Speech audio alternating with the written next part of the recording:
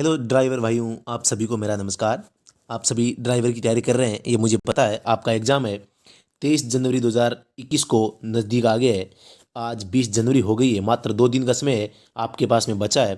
दोस्तों, आप बहुत अच्छी तैयारी कर रहे होंगे और अपने लक्ष्य ड्राइवर तक पहुंचने की पुरजोर कोशिश कर रहे होंगे। इसी की ओर हमारा एक नया कदम है, प्राथमिक उपचार पेटी, जो आप सबको पता है प्रत्येक गाड़ी में होनी चाहिए। मोटरसाइकिल में भी होती है, फोर व्हीलर में होती है, ट्रक बस सब में होती है। तो इसके बारे में जानेंगे कि क्या क्या वहाँ होता है और किस प्रकार इसके बाद संबंध में जो हमारे ड्राइवर भर्ती में पर्सन बन सकते हैं, कहाँ से बन सकते हैं, इसके संबंध में बेसिक जानकारी हम थोड़े समय में अधिक जानकारी प्राप्त करने की कोशिश करेंगे।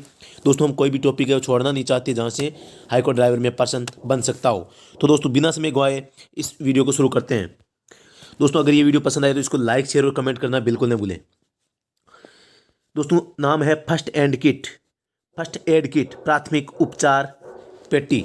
जैसा कि आप इसको देख सकते हैं, जो फर्स्ट एन हो गया प्राथमिक, एड एन हो गया उपचार और किट एन हो गया पेटी।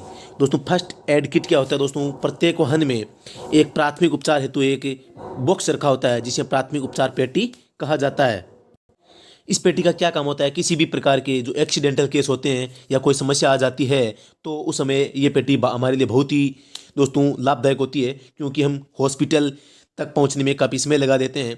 तब तक जो पेशेंट है या पीड़ित है या जो घायल व्यक्ति है, उसको उपचार नहीं देने से कुछ अनहोनी हो सकती है। दोस्तों, इसके लिए फर्स्ट एड किट होता है, उसकी आवश्यकता होती है। अंग्रेजी में इसे फर्स्ट एड किट कहते हैं, जिसे हमें प्राथमिक उपचार पेटी या प्राथमिक उपचार कह सकते हैं। सबसे पहले बताएं, फर्स्ट एड किट होती है, उसकी जो आवश्यक सामग्री होती है वो क्या क्या होती है। इसमें दोस्तों, जिस प्रकार आप नीचे देख सकते हैं कि कौन कौन सी जो सूचनाएं इसमें जरूरी है। एक है सेवलोन या डिटॉल। दोस्तों, आप कोई ऑब्जेक्शन परीक्षा में ऑप्शन में ये मिल सकता है कि सेवलोन किस काम आता है, या निम्न में से कौन सी सामग्री है वो फर्स्ट एड किट में नहीं होती। तो दोस्तों, आपको पता रहना चाहिए वहाँ सेवलोन या डिटॉल। या डिटॉल आने से पता चल रहा है कि ये क्या है। एक प्रकार से दोस्तों सूक्ष्म जीवाणु की वृद्धि को रोकता है, मतलब ये एक प्रकार का पानी में मिलाकर धोने वाला जो पदार्थ है सेवलॉन। दोस्तों, इसको पानी में मिलाकर जो अंग है हमारा, जहाँ से घायल हुआ है, उस स्थान को, वहाँ से उस अंग को धोने के लिए काम में आता है। ये जीवाणु की वृद्धि को रोकता है। दोस्तों, नंबर 2 है हमारे सामने कि डॉक्टरी रुई। सब जानते हैं घाव साफ करने या दवा लगाने हेतु रुई काम में आती है। नंबर 3 है हमारे सामने न्यूस्पेरिन पाउडर।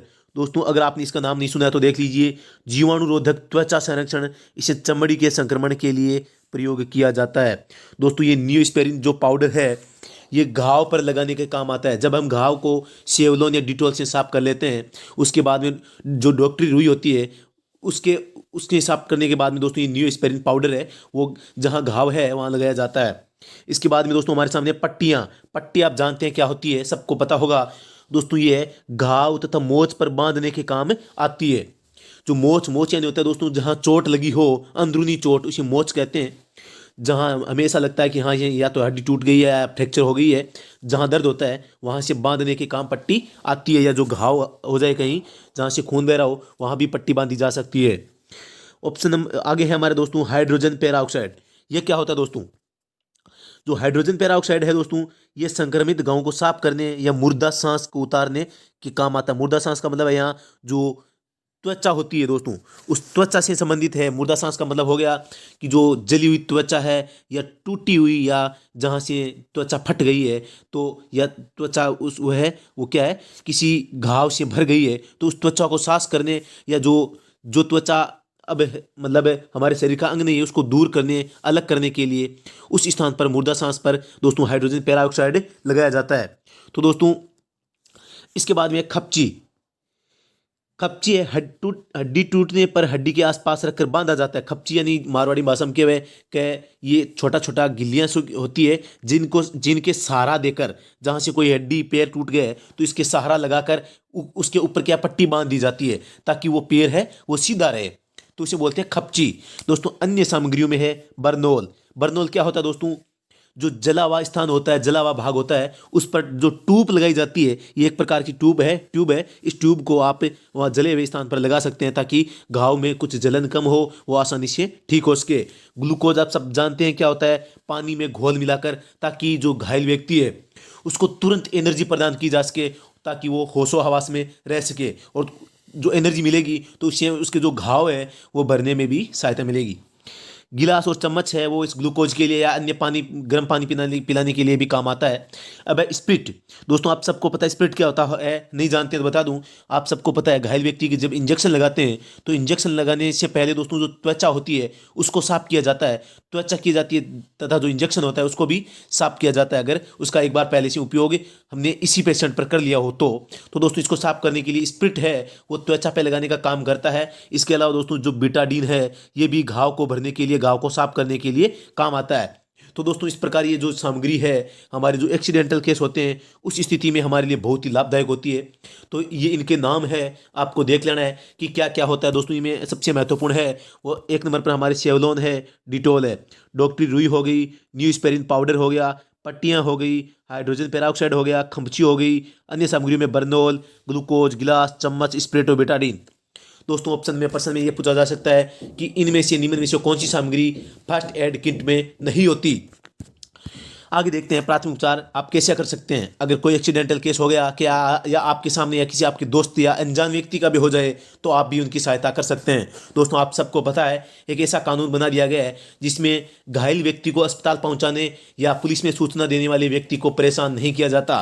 पहले क्या होता था, जो सूचना देता था उसी पे शक किया जाता था और उसी को कानूनी कार्रवाई के लिए चक्कर काटने पड़ते थे, लेकिन वर्तमान में ऐसा नहीं है। अब वर्तमान में ये नियम बना दिया गया है अगर आप किसी घायल व्यक्ति को अस्पताल पहुंचाते हैं तो आपको केवल साधारण कार्यवाही है आपके घर से या कहीं से पूछी जा सकती है, लेकिन आपको कानूनी कार्यवाही में बीच में नहीं फंसाया जाएगा।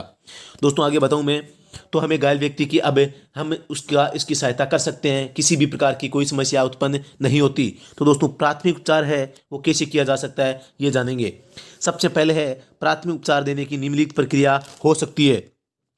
नंबर 1 है रक्तस्राव होने पर उपचार। रक्तस्राव का मतलब है अगर खून बह रहा हो तो दोस्तों चोट वाले अंग को ऊपर उठाना चाहिए। बहुत ही अच्छी जानकारी है। घाव पर कीटाणु रहित पट्टी बांध देनी चाहिए। दोस्तों जो हमने सेवलोन बताया था उससे धोकर उसके बाद में दोस्तों जो हमने जो न्यूस्पेरिन पाउडर होता है वो घाव के ऊपर लगा देना चाहिए और बाद में उसके ऊपर पट्टी लगा देनी चाहिए। दोस्तों अब है मोच आने पर क्या करें। जो मोच आ गई है तो चोट वाले अंग को आराम देने के लिए बर्फ या ठंडे पानी की पट्टी का प्रयोग करें। मोच वाला अंग ज़्यादा हिलना डुलना नहीं चाहिए। इलास्टिक वाली पट्टी का प्रयोग किया जा सकता है।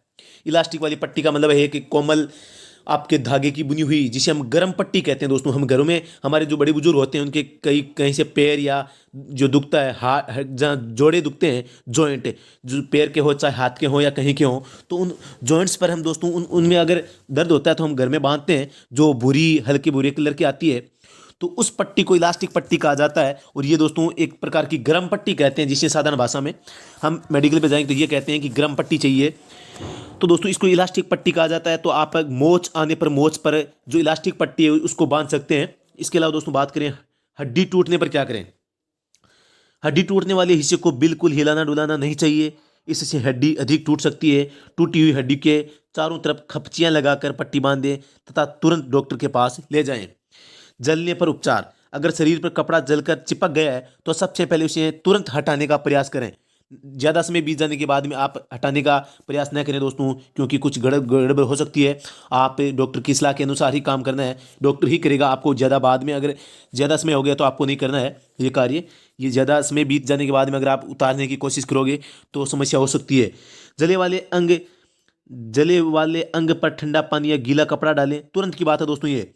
जले स्थान पर नारियल का तेल लगा सकते हैं। अगर फफोले पड़ जाएं तो उन्हें फोड़े नहीं, प्राथमिक उपचार के तुरंत बाद अस्पताल ले जाए। यह है दोस्तों अगर कोई घटना घटित हो गई है और आप तुरंत अस्पताल नहीं पहुंच पा रहे हैं, थोड़ा सा समय लग रहा है, वो व्हीकल की वजह से हो या कोई दूरी की वजह से हो, तो तब तक जो घायल व्यक्ति है उसको परेशानी न हो, इसके लिए ये प्राथमिक उपचार है। तो दोस्तों हमने प्राथमिक उपचार की प्रक्रिया जानी तथा जो प्राथमिक उपचार के लिए जो आवश्यक सामग्री होती है जो हमारे वाहन के साथ में 24 घंटे अवेलेबल होनी चाहिए। जहां भी वाहन जाएगा ये फर्स्ट एड किट है वो हमारे साथ में रहना चाहिए। तो दोस्तों मैंने आपको पूरी कोशिश की कि आपके लिए जो ड्राइवर के संबंध में जितनी संपूर्ण जानकारी वो दी जाए। तो दोस्तों आपके लिए सबसे जो महत्वपूर्ण है मुझे लगता है वो है ये जो सामग्री है। इस सामग्री के बारे में पूछा जा सकता है कि फर्स्ट एड किट क्या होता है, इसमें कौन कौन सी सामग्री होती है, या निम्न में से कौन सी सामग्री नहीं होती, या निम्न में से कौन सी सामग्री होती है, या जरूरी सामान कौन कौन सा होता है। तो दोस्तों इस प्रकार यहाँ से पर्सन बन सकता है। तो दोस्तों मेरे द्वारा दी गई जानकारी अगर आपको पसंद आई है तो इसको लाइक शेयर और कमेंट करना बिल्कुल भी न भूलें। दोस्तों इसी प्रकार की रोचक खबरें जो आपके ड्राइवर के लिए महत्वपूर्ण है, मैं केवल आज और कल 2 दिनों के अंदर छोटे छोटे वीडियो के माध्यम से आप तक पहुंचाने की कोशिश करूंगा। दोस्तों अगर ये अच्छी आपको लगती है तो आप मुझे लाइक शेयर कमेंट करके दोस्तों प्रोत्साहन दीजिए, ताकि मुझे ये लगे हाँ ये चीज़ें आपको पसंद आ रही है। तो दोस्तों अभी के लिए इतना ही, फिर से मिलते हैं नेक्स्ट वीडियो में। तब तक के लिए दोस्तों आप सभी का धन्यवाद। राम राम सा, जय हिंद, जय भारत।